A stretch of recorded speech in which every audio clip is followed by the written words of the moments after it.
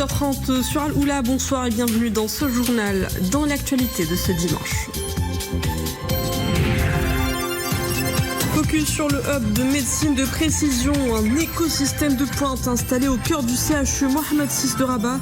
Plateforme génomique, laboratoire de culture cellulaire et unité clinique intégrée, c'est tout le parcours de soins qui se réorganise, offrant une prise en charge sur mesure.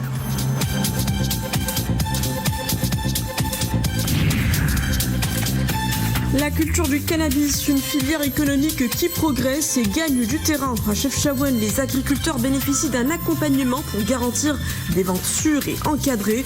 Une réglementation structurée autour de coopératives pour répondre à une demande locale et internationale de plus en plus exigeante. Enfin, nous mettrons le cap sur Zagora où les voix des conteurs se croisent pour raconter une mémoire commune. La ville se met au rythme de son festival international du conte et des arts populaires, un patrimoine immatériel célébré dans une atmosphère vibrante.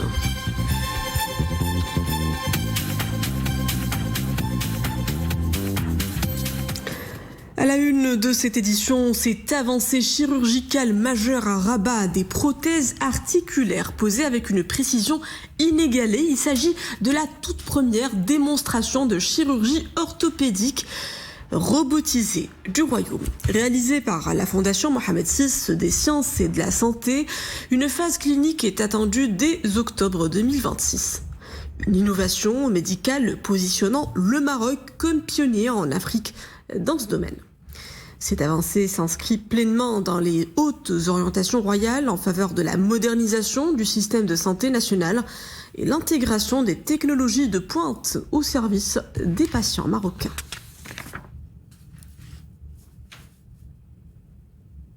Nous restons sur le registre santé avec cette fois un focus sur un pôle de référence continentale en santé et en innovation médicale. Au sein du complexe hospitalo-universitaire international Mohamed VI, un nouveau cap est franchi avec le développement d'un hub de médecine de précision.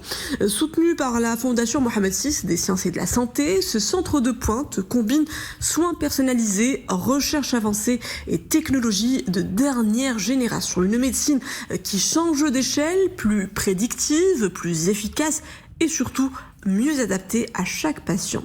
Kautsar Aboutir, Mehdi Taibi, Adil Maroufi et Iman Abou pour le commentaire. À Rabat, une nouvelle étape est franchie dans l'évolution du système de santé. Le hub de médecine de précision pose les bases d'une approche plus fine où chaque patient devient le point de départ du soin. Derrière cette ouverture, une vision, celle d'une médecine qui ne se contente plus de traiter, mais qui anticipe et adapte ses réponses en fonction du patient. Concrètement, le hub s'appuie sur une plateforme médico-technique intégrée, capable de croiser données cliniques, biologiques et génomiques pour orienter les décisions thérapeutiques avec une précision inédite. اليوم كنقدموا لكم مركز الطب الدقيق اللي هو مركز اللي هدف ديالو هو توفير ما يسمى بالطب الشخصي الطب الدقيق. L'objectif du hub est de promouvoir la médecine de précision avec deux composantes. Une clinique visant à accompagner le patient par le diagnostic avec des analyses très pointues. Puis il y a le laboratoire génomique qui nous permet d'effectuer des tests génétiques avec beaucoup de précision et selon une approche personnalisée.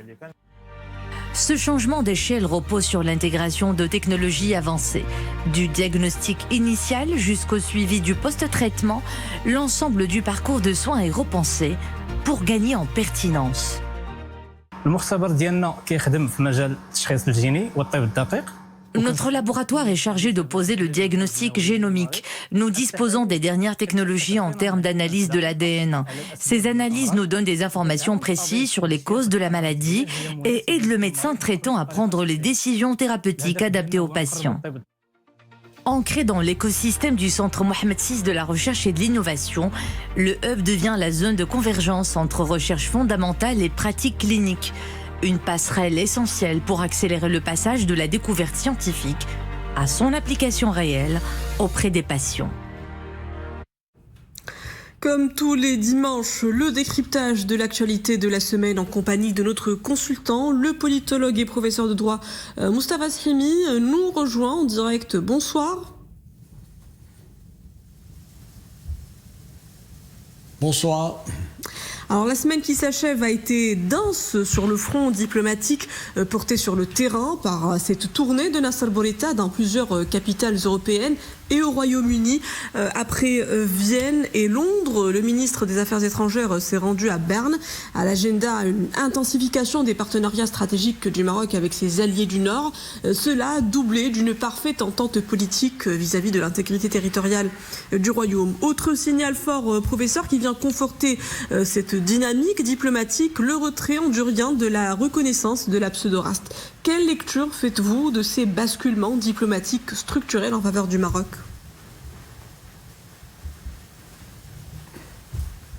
La première lecture, évidemment, c'est que c'est une diplomatie qui n'est pas en stand-by, c'est une diplomatie qui est mobilisée. L'agenda que vous avez évoqué est tout à fait significatif à cet égard. L'agenda de la semaine, avec quoi ? Avec la visite de notre ministre des Affaires étrangères, Nasser Bourita, à Berne, capitale de la Suisse, c'est intéressant. La Suisse est un pays qui a de l'influence sur le plan international, même si c'est une influence qui est discrète et pas activiste. La Suisse soutient l'initiative marocaine, évidemment, du plan d'autonomie, qu'elle considère comme étant la plus sérieuse, la plus crédible et pragmatique. Et la Suisse est également attachée, elle a réitéré ses positions à cet égard. La Suisse, donc, a insisté sur son attachement au droit international, aux principes démocratiques et à la non-ingérence dans les affaires intérieures. Deuxième rendez-vous de la semaine, à Vienne, capitale de l'Autriche, où notre ministre des Affaires étrangères donc, a eu des contacts et une réunion avec Madame Mel Ressinger. C'est intéressant, c'était mercredi dernier, il y a 4 jours. Là aussi, le soutien de l'Autriche à la résolution 2797 du Conseil de sécurité du 31 octobre 2025. Soutien aussi au plan d'autonomie. Et il faut rappeler qu'en novembre dernier, le 1er novembre plus exactement, il y a eu la visite à Rabat du président du Parlement autrichien. Autre étape aussi, c'est évidemment les relations entre Rabat et Londres, avec le fait que le Royaume-Uni réitère son soutien également à la cause marocaine. Il y a eu une rencontre donc entre encore notre ministre des Affaires étrangères et la ministre des Affaires étrangères du Royaume-Uni, du Foreign Office, donc Madame Yvette Cooper. Et il faut rappeler que voici 9 mois exactement, il y avait eu déjà un dialogue stratégique intéressant qui avait marqué le réalignement de la position de Londres sur la question nationale. Enfin, évidemment, la rupture de la reconnaissance de la prétendue race par le Honduras. C'est le 6e pays d'Amérique latine en 2 ans qui est dans cette même position de retrait de la reconnaissance de la prétendue race. Sur quelle base? Sur le principe de non-ingérence, du respect de l'intégrité territoriale, et puis un contexte majoritaire au sein de la communauté internationale qui fait qu'il y a de grandes avancées de la cause nationale. 2 points de détail, mais qui sont de l'agenda aussi. C'est le 14 avril dernier, il y a 2 semaines, il y a une réunion, un briefing du Conseil de sécurité. Et puis, à partir de demain, 27 avril, il y a la visite au Maroc du secrétaire d'État adjoint, M. Christopher Landau, qui doit séjourner dans le Royaume jusqu'au 1er mai et se rendre ensuite à Alger. C'est preuve que la cause nationale va connaître probablement de nouveaux développements dans les semaines à venir. Et sur la scène régionale, les tensions continuent de s'exacerber au Moyen-Orient avec des effets en chaîne sur les marchés énergétiques et économiques mondiaux. Dans ce climat, le Maroc figure parmi les pays africains les moins exposés aux répercussions de ce conflit. C'est le constat dressé dans une récente étude de l'agence américaine S&P Global Ratings. Qu'est-ce qui explique, selon vous, cette résilience du marché domestique ?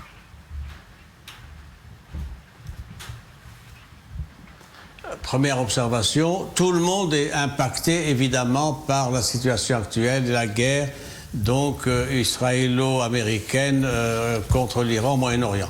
Alors évidemment, il y a une gradation. Le Maroc fait dans une situation particulière. C'est un des pays les moins exposés en Afrique. Et c'est ce qui ressort d'un rapport qui a été publié il y a quelques jours seulement, le rapport d'une agence de notation, Standard & Poor's. Alors, il dit quoi ce rapport? Il dit que le Maroc est le pays le moins exposé dans le continent. qu'il a des réserves de devises qui sont confortables de l'ordre d'une couverture de 5 mois et demi, ce qui est quand même intéressant. 5 mois et demi de couverture d'importation. Et puis, ces réserves se montent à 462 milliards de dirhams, environ 50 milliards de dollars. Donc, ça permet de voir venir sans beaucoup d'inquiétude. Il y a aussi le fait qu'il y a des incidences malgré tout sur le prix de l'énergie, évidemment. Ce qui est retenu pour 2026 par cette agence de notation, c'est un prix moyen de 85 $ le baril de pétrole. On verra bien. Il y a aussi un impact sur le renchérissement des matières premières, bien sûr, avec le risque aussi d'accompagnement de quoi? De l'inflation. Pour le Maroc, les prévisions étaient de 1%. Aujourd'hui, elles sont entre 2 et 3% compte tenu de ce qui se passe. Il y a aussi des pressions budgétaires inévitables, évidemment, avec un taux de croissance qui est de 4,4% prévu pour 2026, qui a baissé de presque 1 point par rapport aux prévisions de janvier, et puis un taux de croissance donc qui, évidemment, va perdre probablement 1 point aujourd'hui. Et dans ce contexte mondial de plus en plus incertain, la sécurité alimentaire s'impose en levier phare de souveraineté et de stabilité également. Le Salon international de l'agriculture de Meknès met en lumière ce rôle stratégique de l'agriculture à travers 12 pôles thématiques, notamment celui de l'élevage, une filière qui contribue chaque jour à nourrir le pays. Au-delà de la vitrine, la production animale est aujourd'hui la priorité agricole nationale.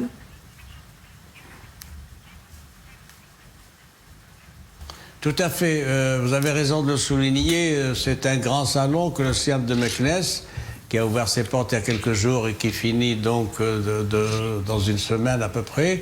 C'est un grand événement, il y a pratiquement 1 million de visiteurs qui sont prévus, que 1500 exposants, 70 pays présents, le Portugal étant le pays hôte cette année, une quarantaine de conférences, et puis vous avez parlé de l'élevage. Évidemment, l'élevage, c'est extrêmement important, c'est pratiquement 30%, voire 35% du PIB agricole, ce qui n'est pas suffisamment souligné.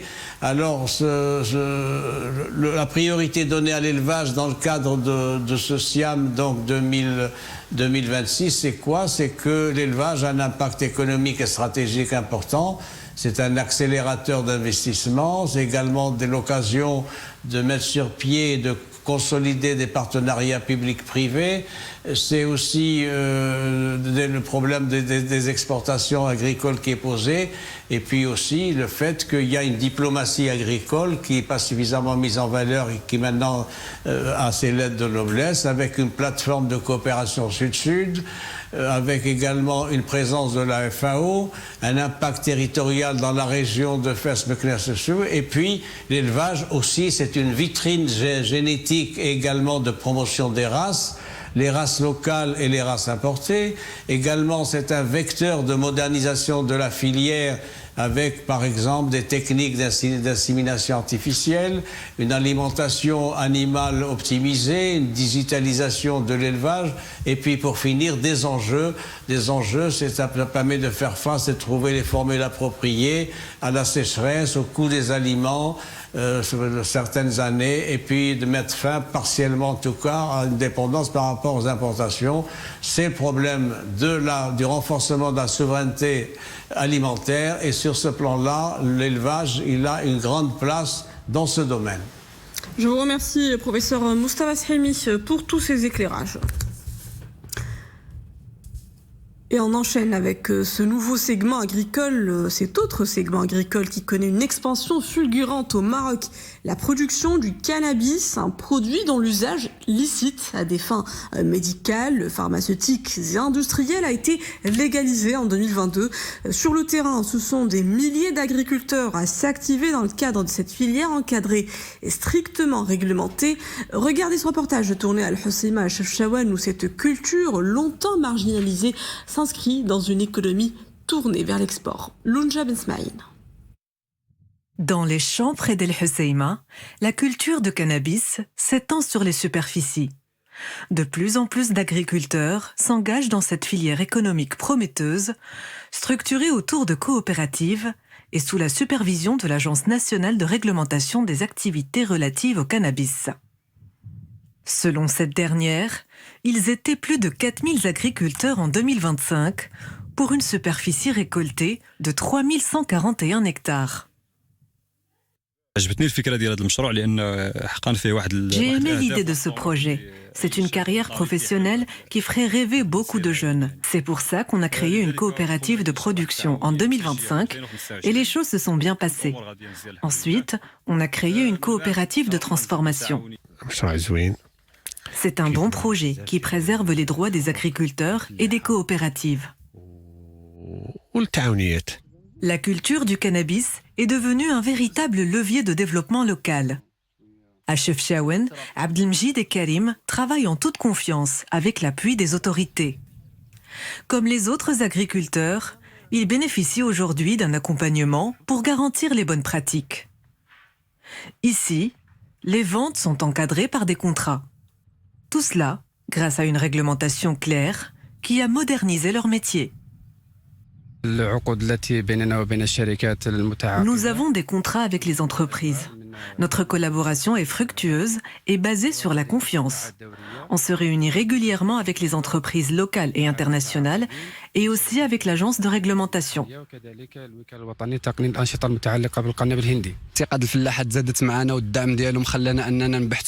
La confiance des agriculteurs a augmenté et leur soutien nous a permis de pousser ces agriculteurs à créer des produits qui peuvent être vendus sur le marché, bien sûr dans le respect des standards nationaux.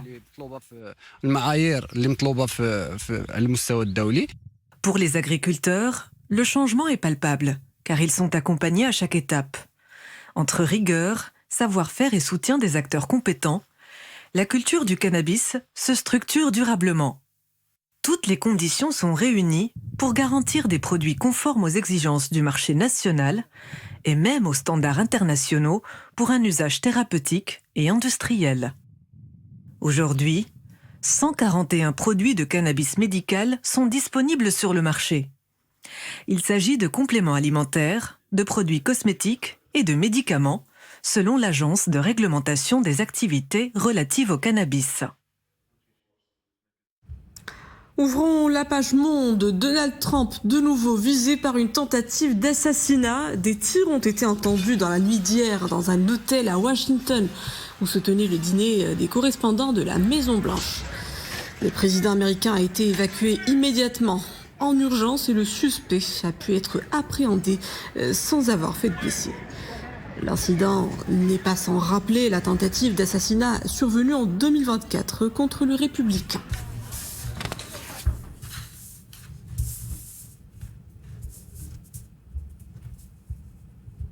La guerre au Moyen-Orient, déjà à son deuxième mois. Ses effets se font sentir à plusieurs niveaux. Il ne touche pas seulement les prix à la pompe, l'aérien n'y échappe pas.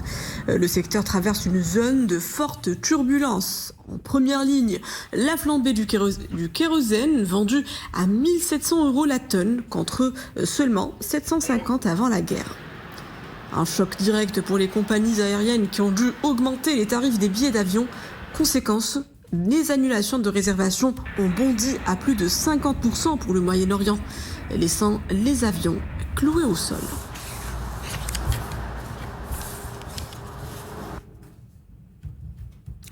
Retour chez nous et escale à Oujda, la capitale de l'Oriental, met à l'honneur son riche patrimoine naturel, culturel et archéologique. Une exposition organisée au sein de l'université Mohamed Ier met en lumière 20 ans de recherche et de travail de terrain, un véritable voyage à travers l'histoire et la mémoire de tout un territoire.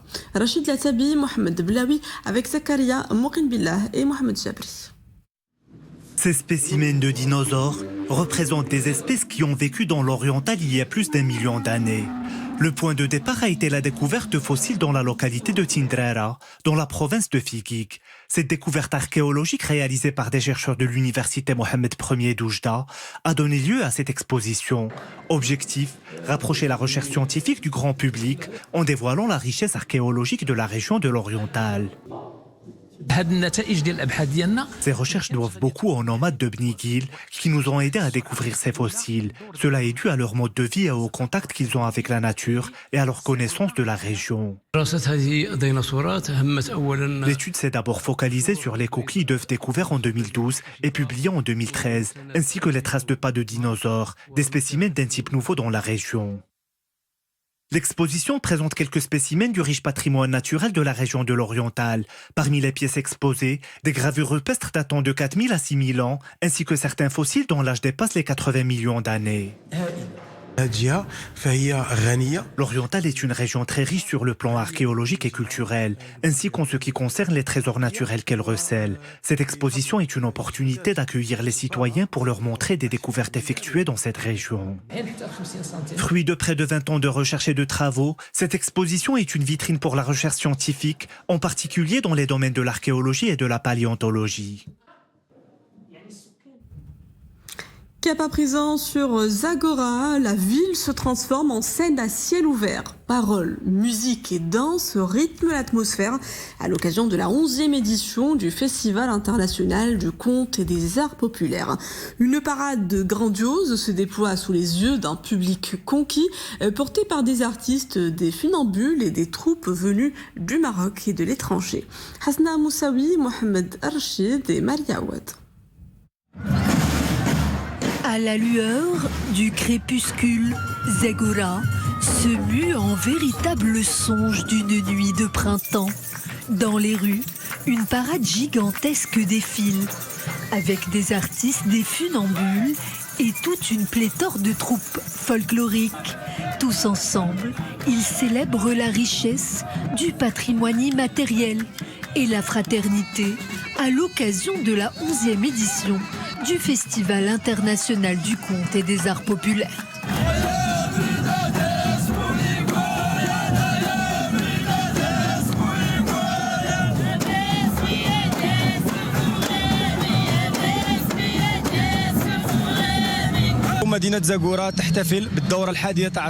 Nous assistons à la cérémonie d'ouverture.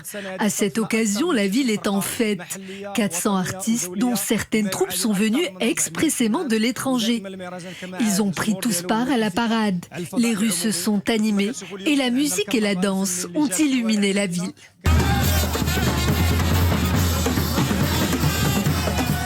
Portés par les pulsations des tambours, des chants et des clameurs, la troupe mexicaine déploie une intensité solaire, tandis que les formations d'Ahidous font résonner la mémoire collective dans un élan commun et incarné.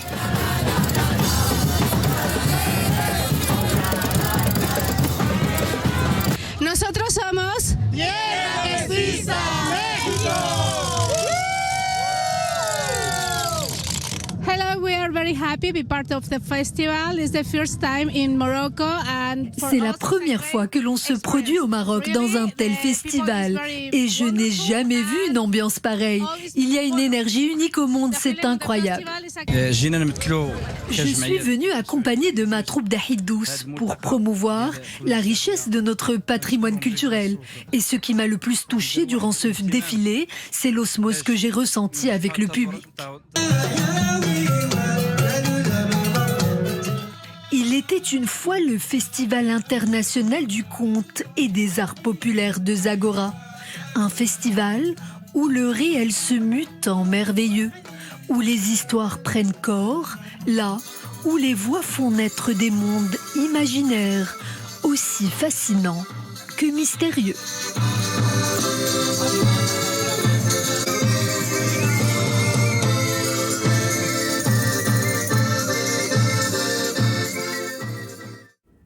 Et voilà, c'est sur ces rythmes dansants que nous nous quittons. Merci à vous d'avoir suivi ce journal. Le retour de l'information en langue arabe, c'est à 21h. Excellente suite des programmes à tous sur Al-Oula.